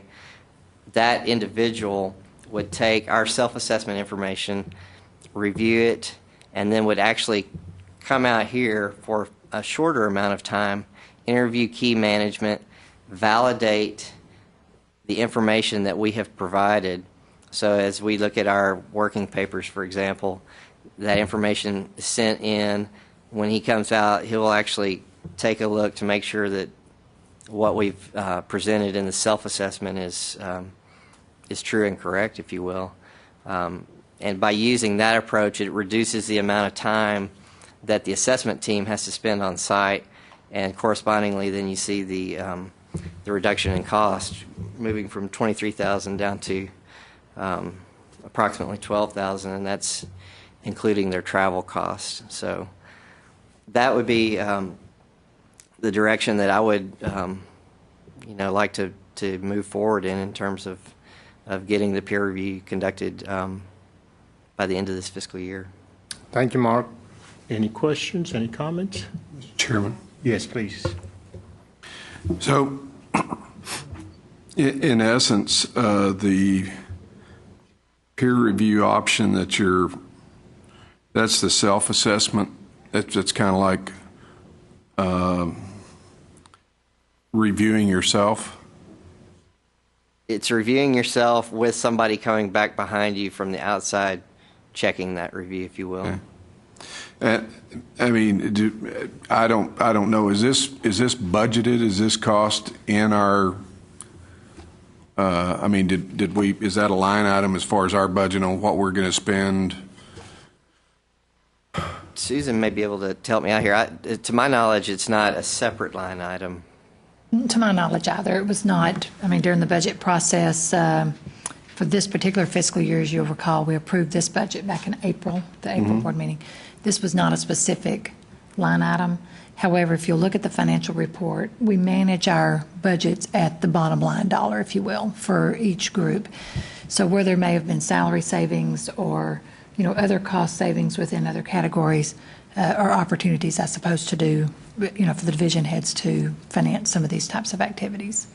And I guess my question to you, Mark, is, do you feel comfortable? I mean, we're talking about maybe $10,000 here, and not that that's not a lot of money, but I know as a board member, we look to you to make sure that our tail ends are covered in a lot of these areas.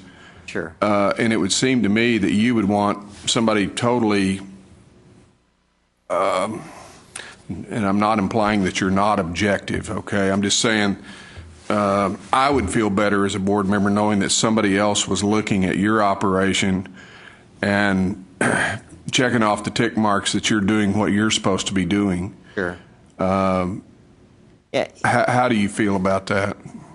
I'm comfortable with either approach. I've actually, when you go with the full-blown approach, that's the $23,000 option, I actually serve, because they staff those reviews the same in terms of having a leader on that review that's a contracted, usually a retired audit director or something of that extent, and then they staff it with volunteer team members. And so I've actually been a volunteer for the Institute of Internal Auditors and gone out and conducted reviews on their behalf.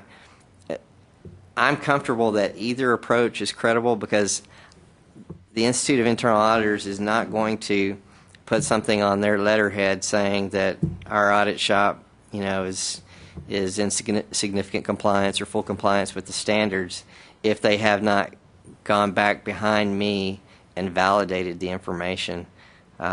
So it's just a little bit different way of approaching it, and certainly, if that does not achieve, and I think that was sort of your original question, Yes. Mr. Lalani, I share your concern. was I the basically felt the same credibility way. aspect and just making sure that everything was above reproach. And if there's sensitivity to that still at this stage, then that increment of $10,000 may very well be worth the cost just to. And we're talking about a certain amount of time that you're going to have to spend on assessment. Have you figured out how much time would that be? Well, I would just say that either approach is going to involve quite a bit of my time. I think maybe, marginally there will be more time under the self-assessment approach, but even with the team coming in, there's still a lot of information that they will request in advance. There's one piece of it that on the self-assessment approach, we would be reviewing our own work papers, sending the information out. Obviously, we wouldn't have to do that if they come in and send a team. So, this is precisely why we wanted to present this and get your feedback, because we want to go with something that that you're comfortable with. But now on the recommendation here, it says that we're not taking an action right now. So I understand you're looking for guidance, but yes. I'm not sure what are we looking to do at this moment, or is this something that moves? Well, I tell you what, Originally, I wanted to go ahead and spend some money and do external auditing, and then I was comfortable with doing this 23,000 version of it.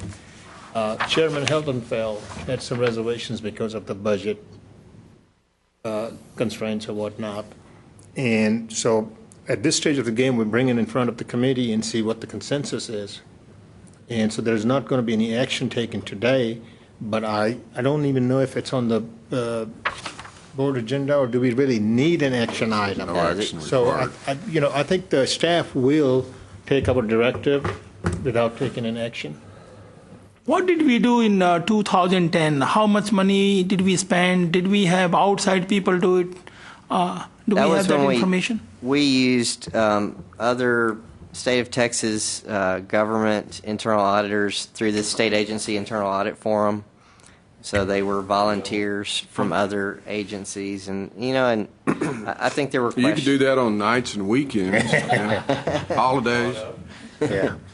Well, and I think every so often you got to have some external folks come and do this just to get check and balance. And like Mr. Hahn said, it's no reflection on Mark or anybody that works within our internal audit department. My personal sense is that we need to at least go with that 23,000 version where external people come in. Well, I would ask to that, if one's an external assessment, and I don't know, you've got the private consultant external assessment. I mean, what's the value of one versus the other than one of them's less money to the chairman's, I guess, concern? Is there a substantive difference or value between one or the other from a theoretical standpoint? I think perhaps credibility. I think by going with the governing entity for internal auditing, it's really essentially above reproach.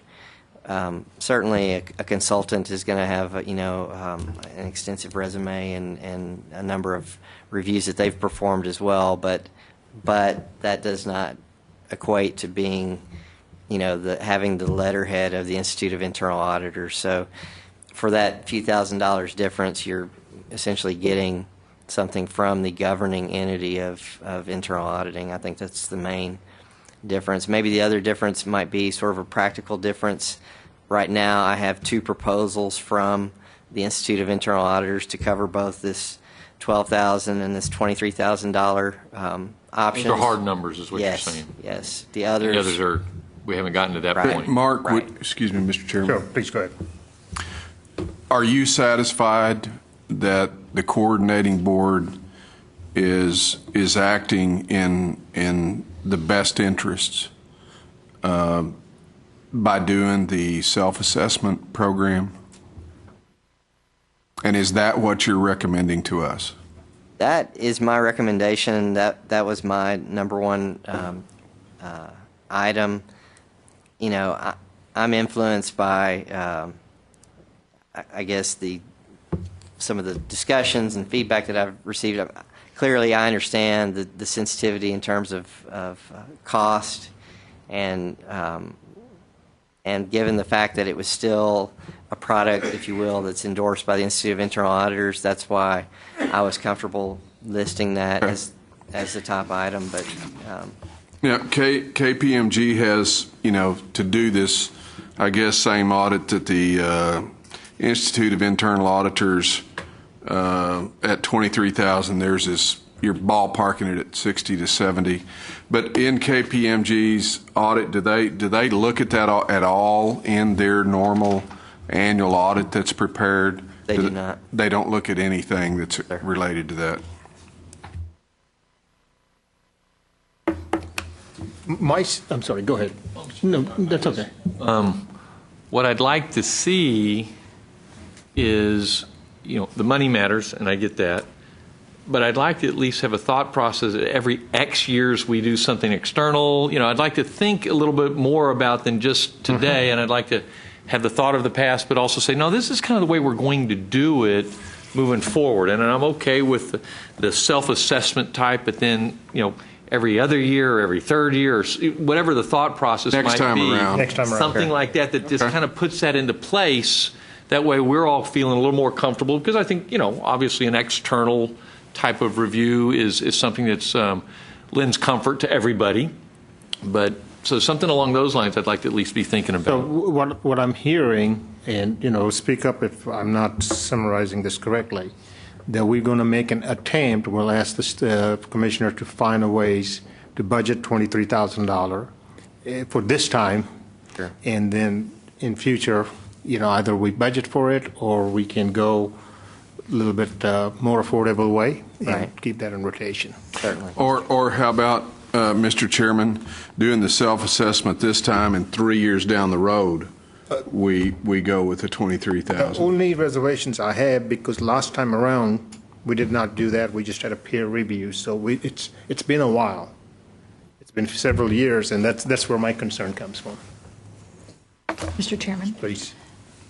Mark, as I'm understanding this, this is a requirement It is. to have this done. So Yes. that's a given, we're going to spend something. Right. And I think I've worked with Arturo long enough to maybe speak for him as well, that if it's a difference of $10,000 basically is what we're talking about here, that he would be very comfortable, and I guess that's on the record now, but he would be very comfortable in committing that if that's what the board wants to do. Susan will have a payroll deduction plan if Arturo is not comfortable with that. It's been nice working with you. Yeah. So, well, thank you. Very good. Thank you for the feedback. Okay. And next is item 5D, and again, Mark is on. Thank you. Item 5D is an informational item. This is one that I present at each meeting. It's an update on our internal audit reports. So in your materials, you've actually got the reports that we've issued since the October meeting. And so what you'll see is that we, for this presentation today, we have 5 audits and 2 complaints that have been completed since the previous meeting. And I would just like to go over some of the high points. Several of these have no findings, and I'll certainly address any questions that you may have. But I'll cover the high points and then be happy to respond to any particular audit that you would like more information on. We categorize our audit reports from Category 3 being the most significant in terms of results to Category 1 being no observations. So I'm pleased to report that there are no Category 3 reports for this reporting period. We did have one Category 2 audit, and that was our information security review that we performed.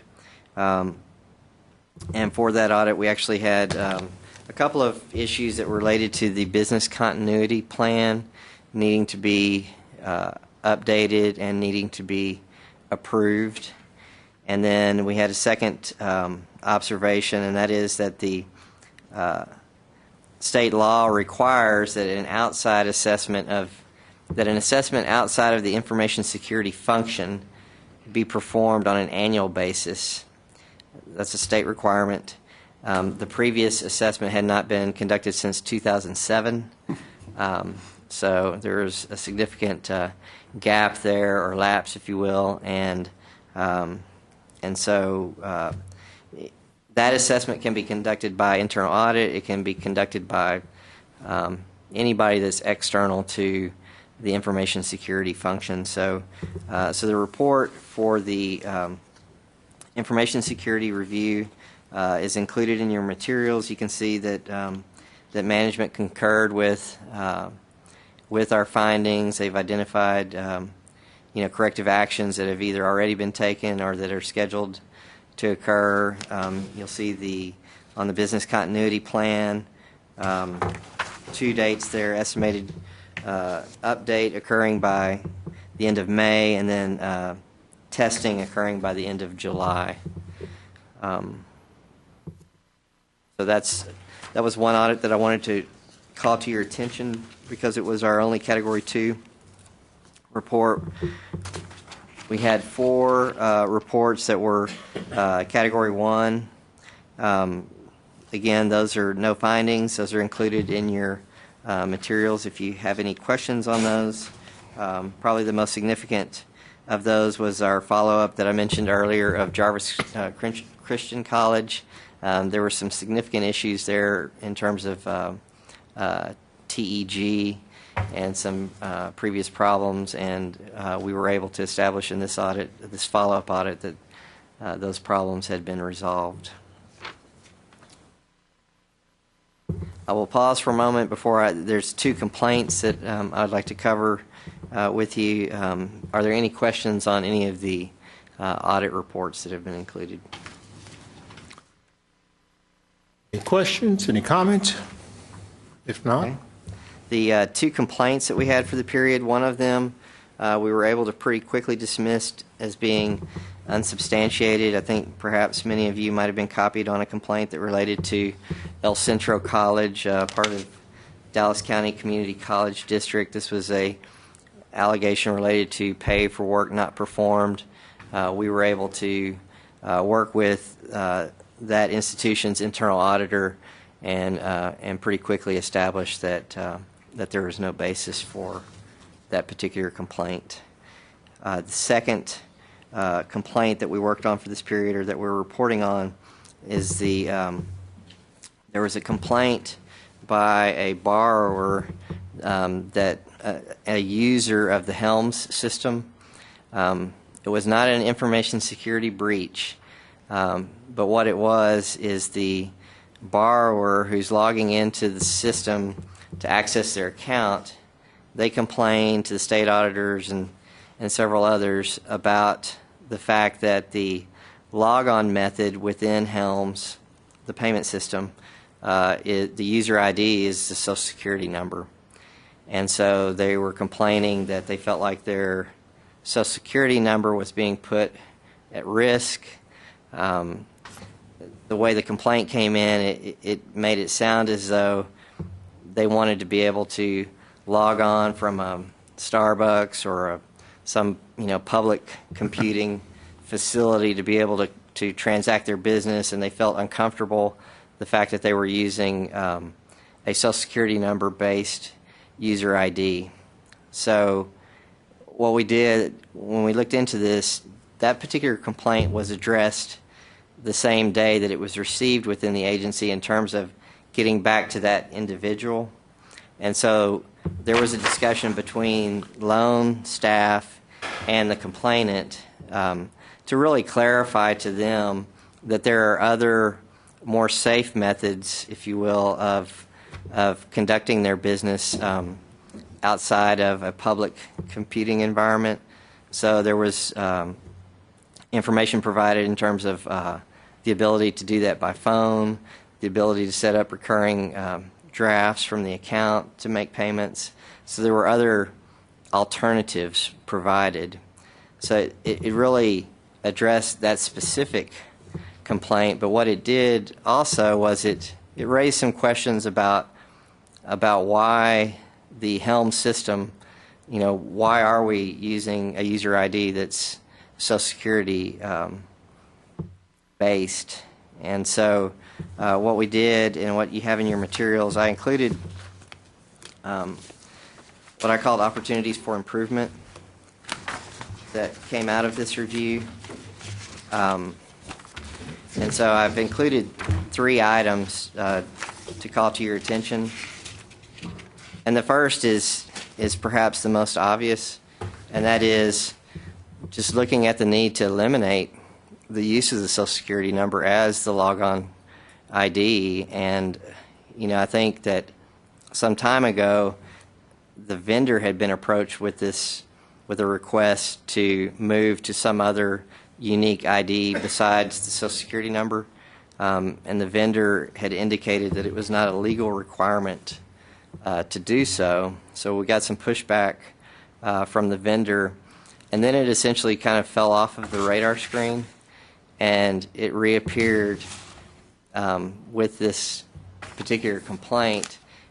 And actually what was found out in present time when the vendor was reapproached is that you're talking about roughly a $10,000, relatively inexpensive solution to moving away from the Social Security number. And And so if you consider the reputational risk of somebody being careless in a Starbucks and using a system that we have endorsed as being Social Security based log on, just the reputational damage that could create for, a $1 billion loan portfolio is for a $10,000 fix or $20,000 in the small $1,000 increments. I think the question needs to be asked from a cost benefit standpoint, why not make the change? And I think so presently, when management took a look at this, that they're already moving forward, and the solution is going to be implemented by mid-February on that first opportunity for improvement. The second thing that I would say that came out of this is just the definition of risk, and really relates to the fact that if we thought some months ago that there was a risk associated with using a Social Security number, then why did it take a complaint many months later to sort of kick the agency into gear to, bring this to the attention of management such that the $10,000 solution could be identified and the problem resolved? And so, I think there were a combination of factors that led to this. I think that there's not a broad risk can be obviously more than just whether or not something is a legal requirement. So when you consider reputational risk, I think that some of the staff weren't viewing risk from the standpoint of reputational aspects. So I think that there's a need to go back and take a look at what definition of risk we're using within the agency as these events occur.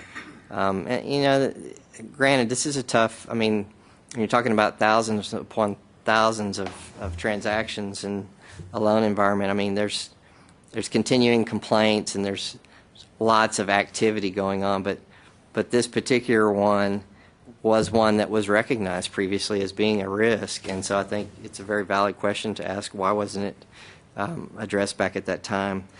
What I would say in terms of management's feedback about improvements in this area right now, there's 3 different things that are in process. One is there's an annual requirement for security awareness training that every agency employee each year go through information security awareness training. So there's discussion of including or adding a slide that really talks about risk and maybe broadens that definition of risk to include reputational aspects. The second thing is a risk pre-screening process for new applications that the agency, new information systems that the agency is implementing. So if you back up to the time when Helms was implemented many years ago, potentially a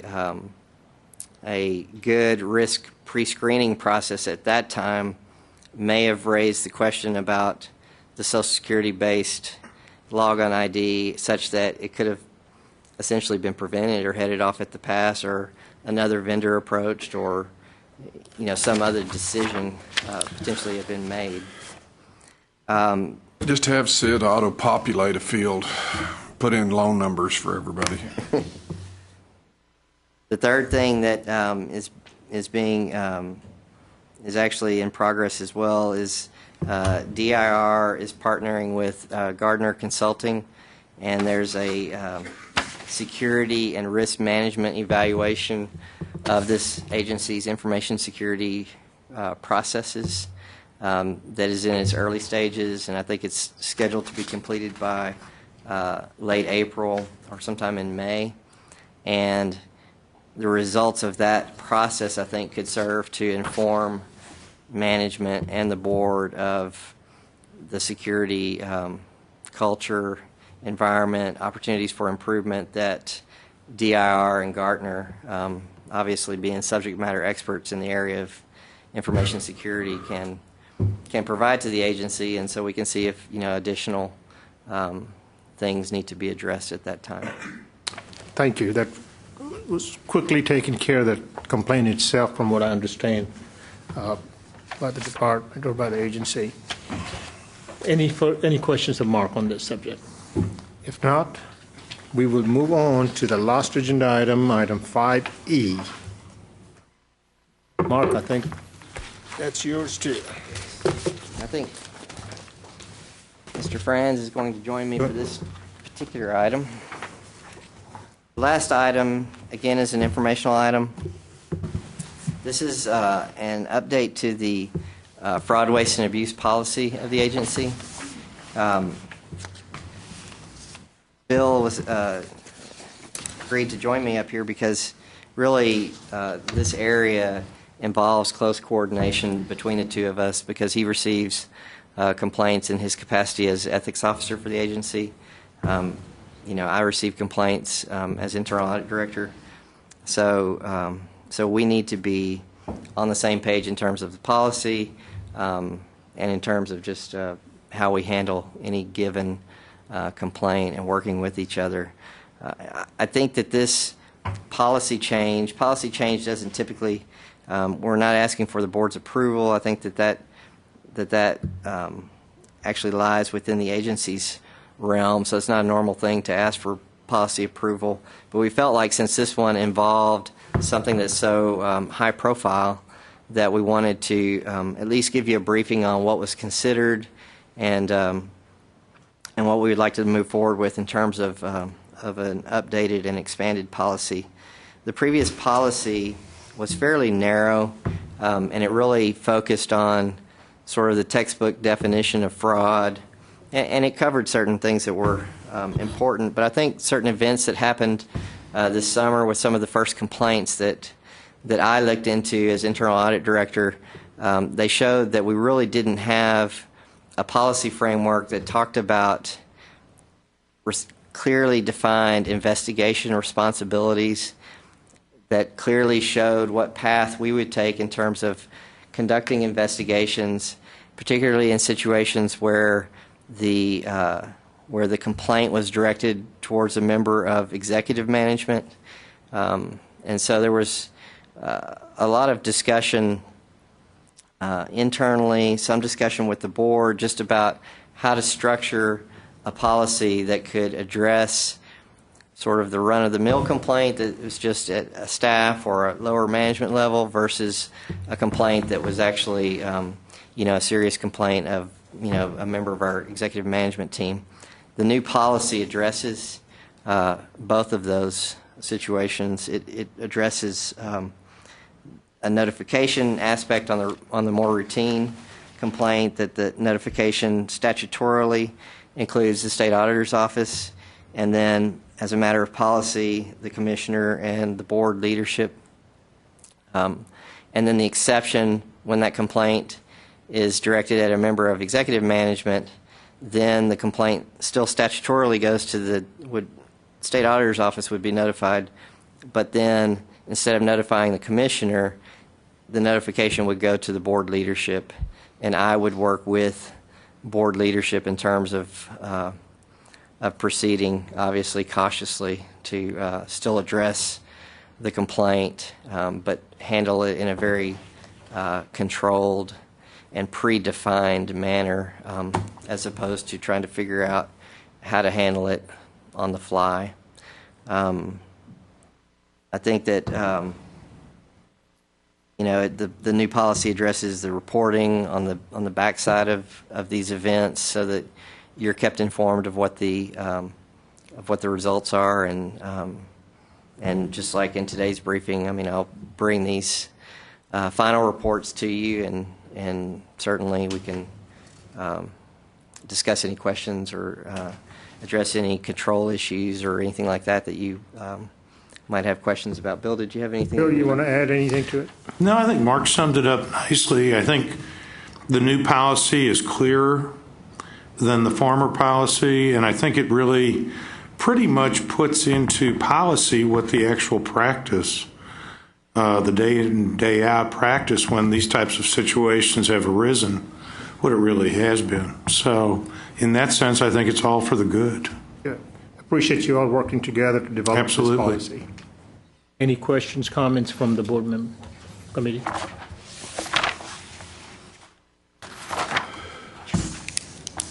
Are you looking to ask a question or? Move to adjourn. I don't think I asked for that yet.